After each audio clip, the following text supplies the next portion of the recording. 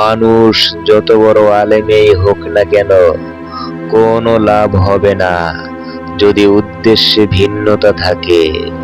ন্যাক কাজ যত বিশালতায় প্রকাশ পাক, তার ফলাফল নির্ভর করবে উদ্দেশ্যের ভিত্তিতে।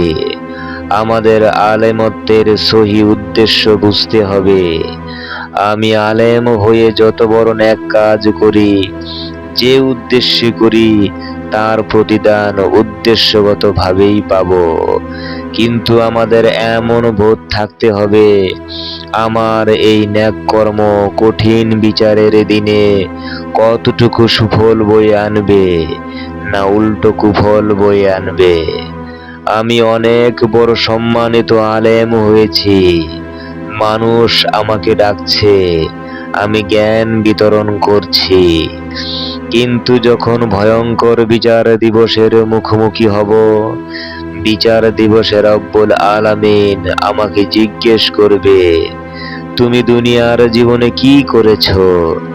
আমি বলবো, হে প্রভু, আমি তো আলেম ছিলাম, আমি মানুষের কল্যাণে কাজ করেছি একমাত্র আপনাকে খুশি করার জন্য। আল্লাহ বলবেন, না, তুমি মিথ্যে বলছো, বরং তুমি আলেম হয়েছিলে এ কারণে লোকেরা তোমাকে আলেম বলবে বলে, সম্মানিত করবে বলে। যা তোমার উদ্দেশ্যে ছিল তা তো তুমি পেয়েছো। একবার ভাবুন তো, কত বড় নিখুঁত হিসাব। আর আমরা তো দুনিয়াতে বেখবর হয়ে কত বড় মূর্খ, বোকা, নির্বোধ ভাবে বাস করি।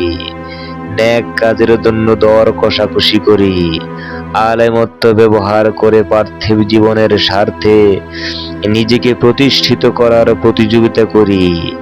আমি ভুলে থাকি আমার জ্ঞান অর্জনের মূল উদ্দেশ্য কি। আমার চিন্তায় আসে না মানুষ আমার দ্বারা কতটুকু কল্যাণ পেল, কতটুকু উপকার পেল।